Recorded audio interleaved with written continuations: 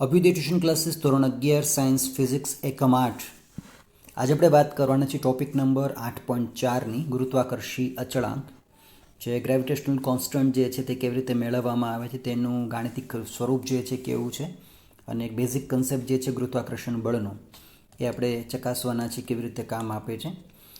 On screen તમારી પાસે ડાયાગ્રામમાં એક જે તમે ચિત્ર જોઈ શકો તેમાં તમારી પાસે એક માસ જે છે જેનું કુલ વેલ્યુએશન જે છે એ થોડુંક ઓછું છે અને એક પદાર્થ કે જેનો માસ જે છે પહેલાં માસ કરતાં વધારે છે. જો આપણે આને M2 પદાર્થ કહીએ અને આને આપણે M1 દળનો કોઈ પદાર્થ કહીએ તો માસ 1નું જે સેન્ટર ઓફ માસ છે એ પોતે માસ 2 જે છે તેના સેન્ટર ઓફ માસના જે ડિસ્ટન્સ જે છે જેને આપણે અહીંયા R કહેવાના છે એ R ઉપર એક પ્રકારનું સેન્ટ્રલ ઓફ માસનું જે ફોર્સ જે છે ઇમ્પ્લિમેન્ટ થાય છે. તો M1 જે છે એ પોતે ફોર્સ ઇમ્પ્લિમેન્ટ કરે છે 1 નંબરનો માસવાળો પદાર્થ જે છે એ 2 નંબરના એક પદાર્થ ઉપર પોતે ફોર્સ ઇમ્પ્લિમેન્ટ કરે છે અને તેના જેવું તે એક ફોર્સ જે છે F જે પોતે સેકન્ડ નંબરનું માસ ઓફ જે ધરાવે છે તે પદાર્થ 2 નંબરનો પદાર્થ એ પોતે 1 નંબરના પદાર્થ ઉપર ફોર્સ ઇમ્પ્લિમેન્ટ કરે છે. હવે આ બંને ફોર્સની જે વેલ્યુ છે એ થઈ જશે ત્યાં ટોટલ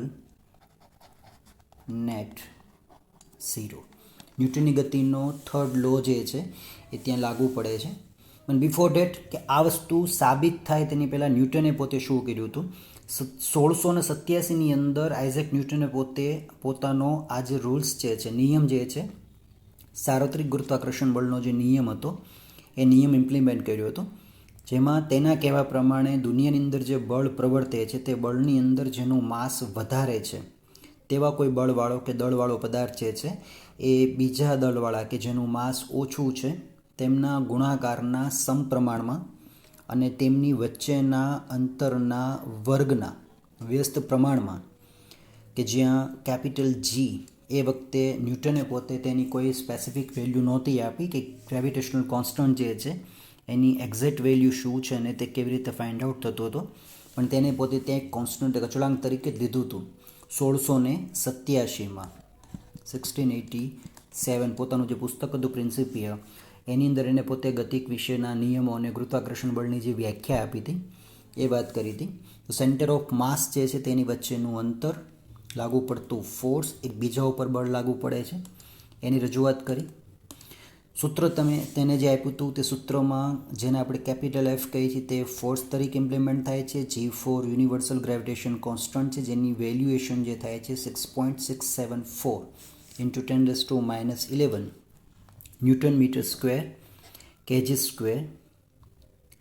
માસીસ ઓફ ઓબ્જેક્ટ જે છે M1 ઇન્ટુ M2 છે અને વેરાસ કે જ્યાં R2 જે છે પોતે બને છે ડિસ્ટન્સ બિટવીન સેન્ટર ઓફ માસ. તો આ સૂત્રના આધારે તમારી પાસે બીજા અન્ય સૂત્ર જે છે તમે સાધિત કરી શકો. જેમ કે F શોધવું હોય તો તમારી પાસે આ મૂળ સૂત્ર છે. Fમાંથી તમે M1 અથવા M2 જે છે એ આ રીતે શોધી શકાય છે. ધારો કે તમે R શોધવા ટ્રાય કરો તો Rનો સ્ક્વેર જે છે એ બનશે R² ઇન્ટુ F બરાબર GM1 ઇન્ટુ GM2. તો પછી તમારે Fની વેલ્યુ જે તમે નીચે લઈ જશો અંડરરૂટ કાઢી નાખશો તમને ત્યાં ડિસ્ટન્સ જે છે એ મળી જાય. પણ દરેકમાં એક આ વસ્તુ જે તમે જુઓ છો કેપિટલ G એ ખરેખર શું છે અને તેનું ડિરાઇવેશન કેવી રીતે થતું હતું તે આપણે વાત કરી લઈએ. તો F જે છે ડિવાઈડ બાય M કરી N2 G કે જ્યાં M જે છે અર્થનો માસ છે અને R જે છે રેડિયસ જે છે પૃથ્વીની રેડિયસ છે. તો આપણને એપ્રોક્સિમેટલી જે વેલ્યુ મળે છે તે સમથિંગ આપણી પાસે આવે છે 6.67 ગુણ્યા 10⁻11 ન્યૂટન મીટર સ્ક્વેર પર કિલોગ્રામ સ્ક્વેર.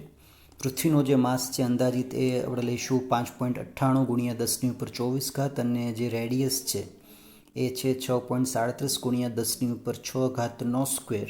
તો આપણી પાસે એક નેટ વેલ્યુ અહીંયા આવી જાય છે 9.80 ઇન ન્યૂટન પર કેજી કે ન્યૂટન પર કેજી જે છે એને આપણે ઇન્ડિકેટ કરી શકીએ છીએ કંઈક આ રીતે જેની કુલ વેલ્યુ મીટર પર સેકન્ડ સ્ક્વેર જેટલી થાય છે. તો આ જે છે એ એક 9.8 જે ગ્રેવિટેશનલ કોન્સ્ટન્ટ જે હતો નાનો સ્મોલ g એની આપણે અંદાજિત વેલ્યુ 9.8 લેવાના છીએ ભવિષ્યમાં એના માટેની છે. શું છે આ ગુરુત્વાકર્ષણનો સાર્વત્રિક નિયમ? વિશ્વનો પ્રત્યેક પદાર્થ બીજા પદાર્થને પોતાના તરફ આકર્ષે. બે પદાર્થો વચ્ચેનું આ આકર્ષણ બળ તેમના દળના ગુણાકારના સમપ્રમાણમાં, તેમની વચ્ચેના અંતરના વર્ગના વ્યસ્ત પ્રમાણમાં હોય તો આ બળની દિશા બંને પદાર્થોને જોડતી રેખાની દિશામાં હોય.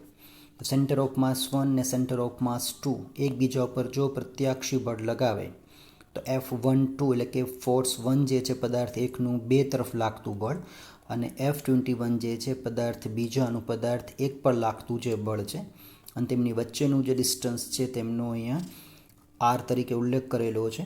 તો એ તેમના દળોના ગુણાકારના સમચલનમાં અને અંતરના વર્ગના વ્યસ્ત ચલનમાં થાય, જેને કીધો છે સાર્વત્રિક ગુરુત્વાકર્ષણનો નિયમ.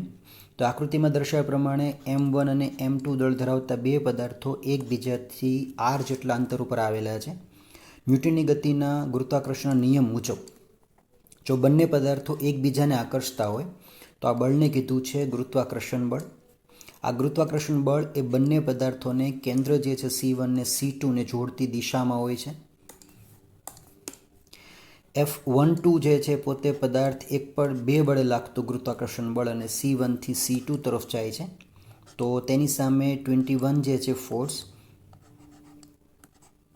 એ પોતે પદાર્થ બે પર પદાર્થ એક વડે લાગતા ગુરુત્વાકર્ષણ બળ જે C2 થી C1 તરફ ખેંચાતું બળ છે એ દર્શાવેલું છે.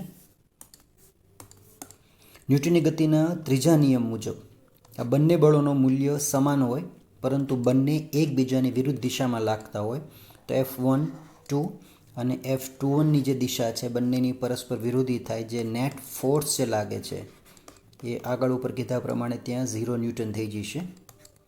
તો ગુરુત્વાકર્ષણના નિયમ પ્રમાણે F જે છે પ્રપોર્શનલ M ઇન્ટુ M2, જ્યાં આ નિશાની તમે જોવો છો તેને કીધી છે ચલનની નિશાની. એનો અર્થ એ થાય કે બીજા ઉલ્લેખ પ્રમાણે કે દળોના ગુણાકારના સમચલનમાં અને તેમની વચ્ચેના અંતરના વર્ગના વ્યસ્ત ચલનમાં છે. તો પરિણામ 1, 2 અને 3 પરથી તમે તે તારવી શકો કે જેમાં F જે છે એ ચલે છે M1 M2 સમચલનમાં અને F ચલે છે તેમના અંતરના વર્ગના વ્યસ્ત ચલનમાં R²માં.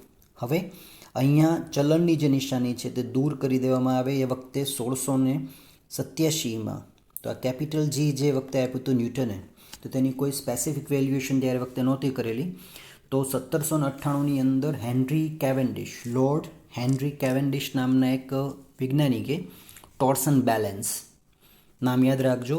ટોર્સન બેલેન્સ જે ભૂસ્તરશાસ્ત્રી હતા જ્હોન મિશેલે એક એવું બેલેન્સ એક સાધન બનાવ્યું હતું કે જેમાં બે દળો વચ્ચેના આકર્ષણ બળને માપવા માટે એક એપરેટસ સાધન બનાવવામાં આવ્યું હતું, અને તેની મદદથી તેને એ વખતે હાલની તારીખમાં જેટલી પણ શોધખોળો થઈ, જેટલું પણ સંશોધન થયું કેપિટલ Gની વેલ્યુએશન માટે, તેમાં નિયરલી 1%, 1%ની ત્રુટિ સાથે ભૂલ તમે લાવી શકો.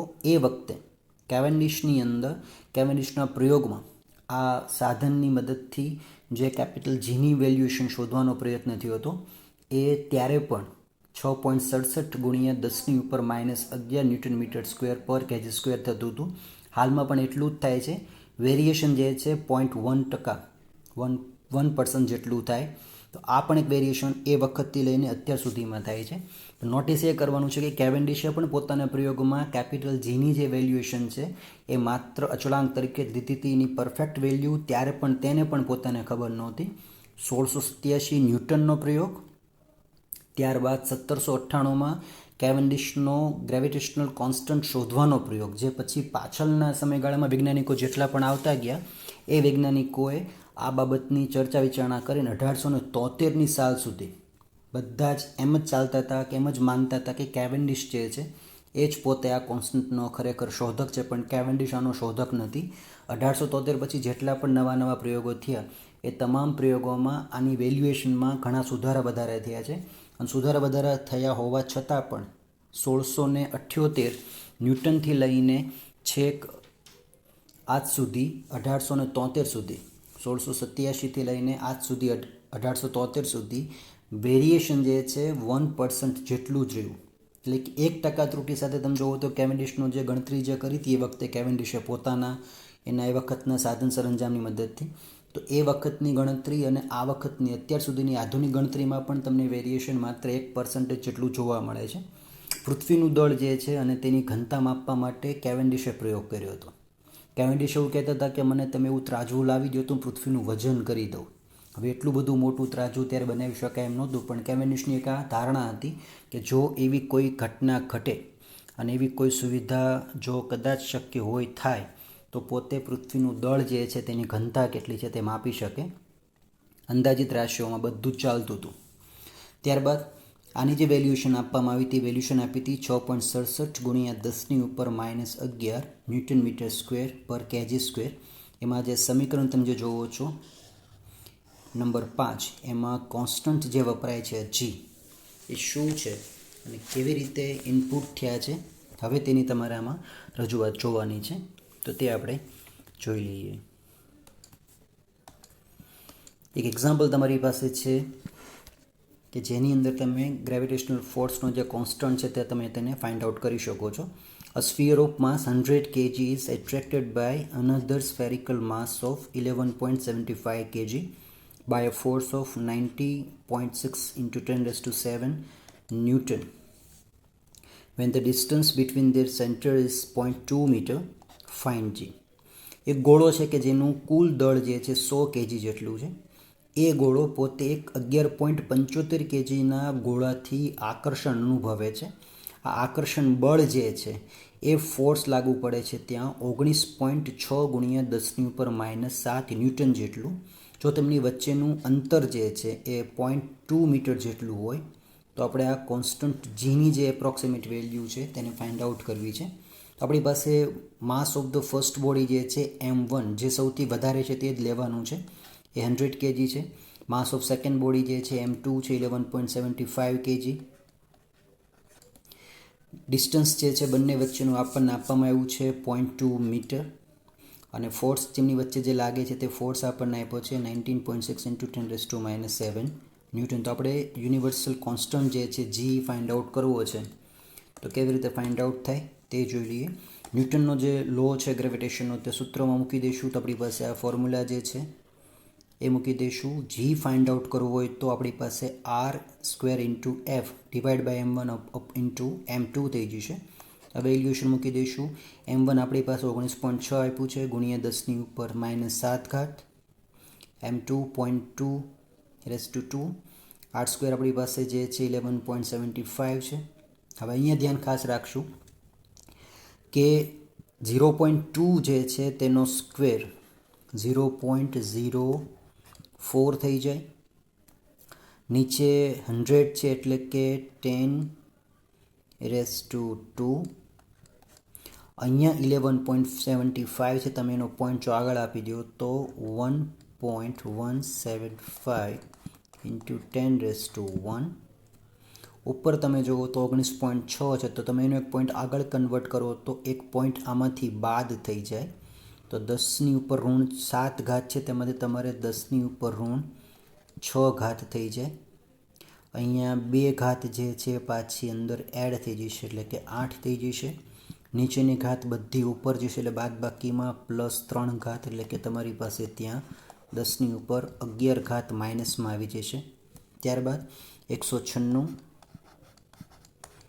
ગુણ્યા 4/1175 કરશો, તમારી પાસે જે જવાબ આવે છે એ જવાબ થાય છે 6.67 ગુણ્યા 10⁻⁻11 ન્યૂટન મીટર સ્ક્વેર પર કેજી સ્ક્વેર, જે પોતે વેલ્યુએશન છે સાર્વત્રિક ગુરુત્વાકર્ષણના અચળાંકની. આ અચળાંક કેવી રીતે મળ્યો હતો એ જોઈ લઈએ. તો કેવેન્ડિશ નામના જે સાયન્ટિસ્ટ હતા તેને પોતે જે સાધન બનાવ્યું હતું, સાધન જેને શોધ્યું હતું ભૂસ્તરશાસ્ત્રી એવા જ્હોન મિશેલે, તો તેની અંદર શું કર્યું હતું તો 2 એવા સરખા વજનના બોલ મૂકેલા છે જસતના અથવા કોઈ પણ ધાતુના લીધા હતા મેટેલિકમાં. એક ફાઇબર છે, અહીંયા તાર જે છે એ રાખેલો છે. જસતની પટ્ટી પણ પહેલાં લીધી હતી, પહેલાં પટ્ટીઓ પણ મૂકી હતી. દર વખતે અલગ અલગ પ્રયોગો થતા ગયા. એમાં એક આ સાધન ઉપર જેને નામ કીધું છે અહીંયા ટોર્સન બેલેન્સ, એ ટોર્સન બેલેન્સ ઉપર બે ધાતુના નક્કર ધાતુના ગોળા જે છે મૂકેલા છે અને ત્યાર પછી તેની કરતાં હલકી ધાતુના જે બે ગોળા છે એ આ ફાઇબર ઉપર લટકાવેલા હતા.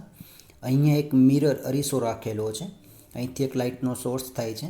હવે જ્યારે આ ગોળાને હલાવવામાં આવે ત્યારે પોતે અતિશય ભારે દળ ધરાવતા જે ગોળા છે એના આકર્ષણ થકી એ પોતે કેટલો ટોર્ક અથવા ટાઉ જેને આપણે કહેતા હતા એ ફીલ કરે છે. તેમાં એક થીટા ક્રિએટ થાય છે. તો આ થીટા જે છે એ થીટાનો અંદાજ જે છે સ્કેલ માપર ઉપર લેવામાં આવતો હતો અને તેના આધારે તેમની વચ્ચેનો જે એક થીટા એ ડિવાઈડ કરીને પછી એક વેલ્યુએશન ફાઇન્ડ આઉટ થઈ હતી.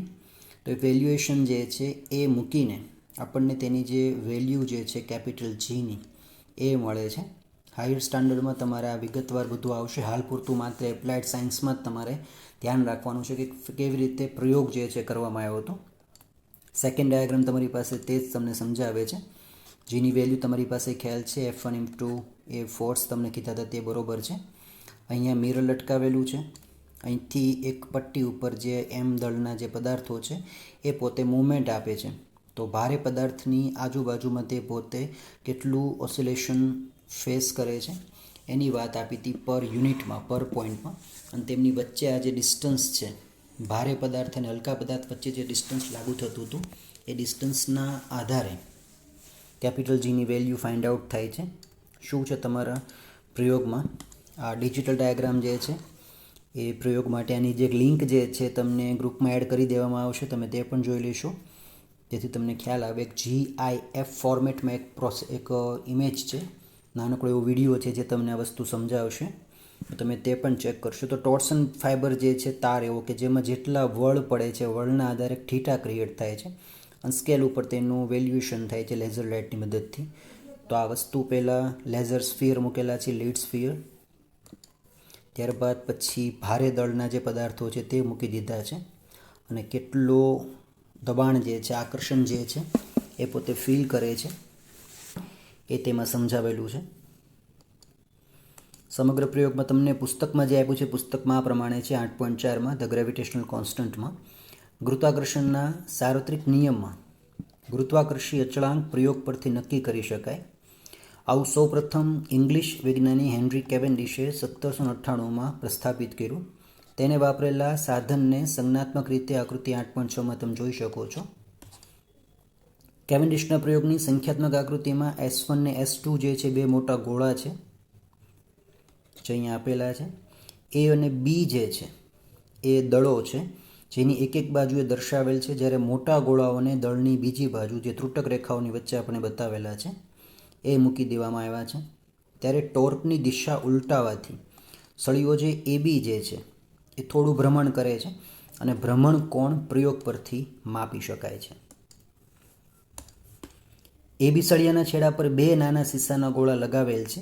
સળિયાને એક દ્રઢ આધાર પરથી પાતળા તાર વડે, જેને આપણે કહેતા હતા અહીંયા ટોર્સન બેલેન્સ છે, ટોર્સન ફાઇબર છે તો વાયર છે તેના ઉપર મદદથી લટકાવેલા છે અને તે બે મોટા સીસાના ગોળાઓને નાના ગોળાઓ નજીક પરંતુ સામસામી બાજુએ લાવવામાં આવે તો મોટા ગોળા વડે નાના ગોળાઓને સમાન અને વિરુદ્ધ દિશામાં બળ વડે આકર્ષણ થાય. સળિયા પર કોઈ ચોખ્ખું પરિણામી બળ લાગતું નથી, જે નેટ ફોર્સ છે ત્યાં 0 જ છે અને F અને સળિયાની લંબાઈના ગુણનફળ જેટલું ટોર્ક લાગે, જ્યાં F એ મોટા ગોળા અને તેના નજીકના નાના ગોળા વચ્ચે લાગતું આકર્ષણ બળ છે. આ ટોર્કના લીધે લટકાવેલ તારમાં ત્યાં સુધી વળ ચડે છે કે જ્યારે તારમાંનું પુનઃસ્થાપક ટોર્ક ગુરુત્વાકર્ષિત ટોર્ક જેટલું ન બને. જો લટકાવેલ તારમાં વળ ચઢિયાનો કોણ થીટા હોય તો પુનઃસ્થાપક ટોર્ક થીટાના સમપ્રમાણમાં અને ટાઉ થીટા જેટલું થશે, જ્યાં ટાઉ એ વળના એકમ કોણ દીઠ ઉદ્ભવતું પુનઃસ્થાપક બળ જે યુગ્મ છે.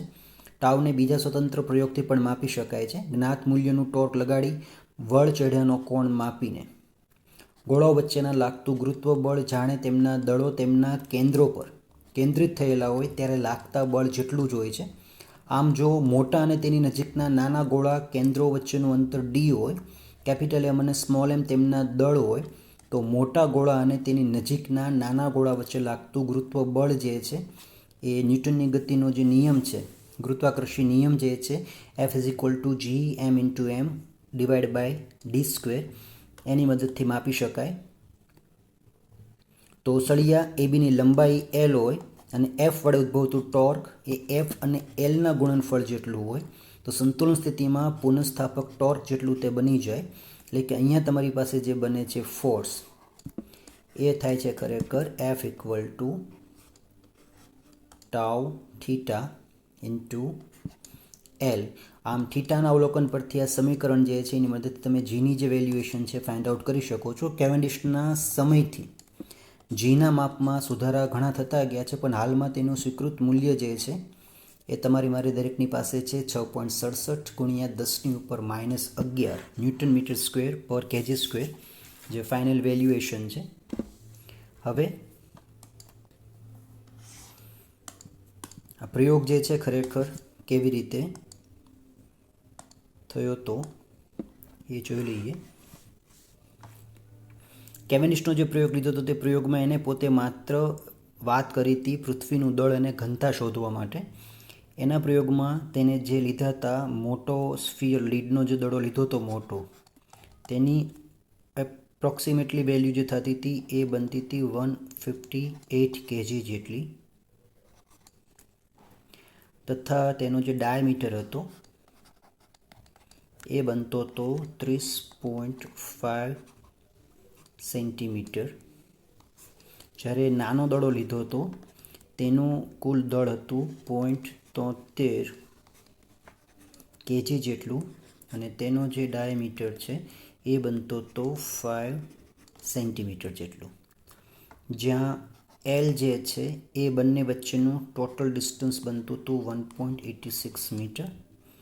રેડિયસ મોટા દડા નાના દડા વચ્ચે જે અંતર આવતું હતું તે થતું હતું 0.225 મીટર. ગ્રેવિટેશનલ કોન્સ્ટન્ટ મેળવવા માટેનું જે કેવેન્ડિશનું ફોર્મ્યુલા હતું તેમાં ઘણા બધા પ્રયોગો તમને અગાઉ કીધા પ્રમાણે કે કરી શકાય અને ફોર્મ્યુલા જે છે શોધી શકાય છે. એમાં જી એ વખતે તે જે લાગુ પાડ્યું હતું એ ફોર્મ્યુલા હતું 2 × pi square L theta R E સ્ક્વેર divide by T square into M. કે ત્યાં જો વાત કરીએ તો અહીંયા જે ટર્મ્સ છે એમાં L જે છે એ પોતે બને છે ટોર્સન બારની લંબાઈ,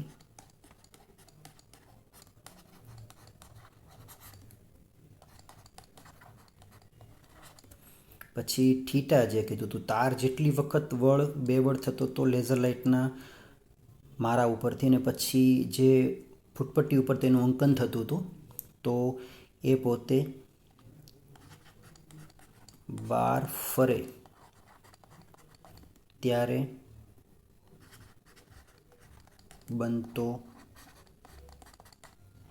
ખૂણો RE જે છે એ છે કેપિટલ M તથા સ્મોલ m વચ્ચેનું સંતુલન અંતર. ત્યારબાદ ટી જે છે તો કેપિટલ ડીની વેલ્યુ થતી હતી દોલન આવૃત્તિ. દોલન આવૃત્તિ તમે જોશો તો અહીંયા ડાયાગ્રામ તમારી પાસે જે છે આ ડાયાગ્રામમાં આ જે ગેપ પડે છે, આ જે ટોર્સન વાયર છે અહીંયા મિરર મૂકેલો છે અને આ જેટલી વખત આમથી આમ ગતિ કરશે એવી રીતે આ એક આ ભાગમાં ગતિ કરશે. તો એ કેટલી વખત પોતે અહીંયા વળ જે છે વળ ચડે ઉતરે અને આ પોતે મૂવમેન્ટ આપે છે. એ મૂવમેન્ટના આધારે ત્યાં ટાઉની જે ટીની જે વેલ્યુ બનતી હતી એ ડોલન આવૃત્તિ નક્કી થતી હતી. અને લાસ્ટમાં જે વેલ્યુ આવે છે કેપિટલ એમની તે હતી સૌથી વધારે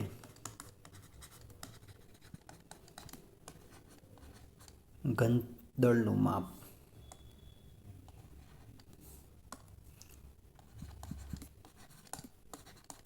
તો સૌથી વધારે દળનું માપ હતું કેપિટલ એમનું 158 kgનું હતું. તો આના આધારે આપણી પાસે જે વેલ્યુએશન આવતી હતી તે વેલ્યુએશન સમથિંગ બનતી હતી કેપિટલ જી માટેની. એ બનતી હતી 6.674 10 ઉપર -11 મીટર ક્યુબ પર kg/s2 અથવા અને તમે જો લખવા માંગતા હો ન્યૂટનમાં તો ન્યૂટનની જે વેલ્યુ છે એ બને છે kg/ms². તો 6.67 ન્યૂટન મીટર સ્ક્વેર પર kg². આનું જે ડાયમેન્શનલ ફોર્મ્યુલા કદાચ તમને પૂછે તો ડાયમેન્શનલ ફોર્મ્યુલા તમે આ રીતે બતાવશો.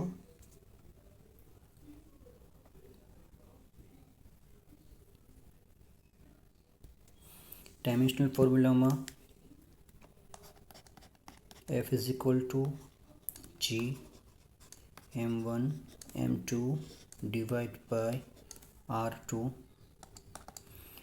G આપણે જ્યારે જોતા હોય ત્યારે આપણને ખ્યાલ છે તે પ્રમાણે F × r2 / m1 m2. આ ફોર્સ જે છે તેની વેલ્યુ આપણને ખબર છે માસ ઇન્ટુ એક્સેલરેશન, એટલે કે તેનું જે બનતું હતું સૂત્ર MLTમાં એ હતું -2 ઇન્ટુ રેડિયસ છે, એટલે રેડિયસ તમારી પાસે લંબાઈમાં લેન્થમાં જાય તો લેન્થનો ત્યાં સ્ક્વેર થઈ જશે ડિવાઈડ બાય માસ 1 ને માસ 2 છે તો ત્યાં m ઇન્ટુ m થઈ જશે. એટલે અહીંયા તમારી પાસે આવશે m એક વખત છે, અહીંયા m બે વખત છે એટલે એક વખત -2 વખત.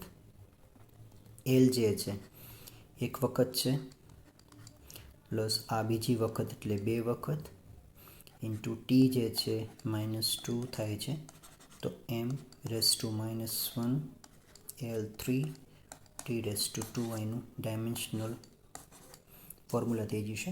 તો કદાચ આપણને પેપરમાં પૂછે તો આ રીતે સાબિત કરતાં પણ આવડવું જોઈએ. સેશન જે છે થોડુંક લાંબુ છે પણ વ્યવસ્થિત શાંતિથી સમજી લેવાનું છે. 2 ટોપિક તમારા અહીંયા કન્સેપ્ટ ક્લિયર કરવા ટ્રાય કરી છે. ગુરુત્વાકર્ષણનું જે સાર્વત્રિક નિયમ જે છે એના સદિશ સાથે અને ગાણિતીય મોડેલ જે છે જે બાકી જ છે. હાલ પૂરતું માત્ર એક બેઝિક કન્સેપ્ટ તરીકે આપણે તેને લઈ લેવાનું છે અને ટોપિક જે છે એકવાર રિવાઇઝ કરીને ફરીથી સમજી લઈશું. જ્યાં ખ્યાલ ન આવે એ ચોક્કસથી કહીશું.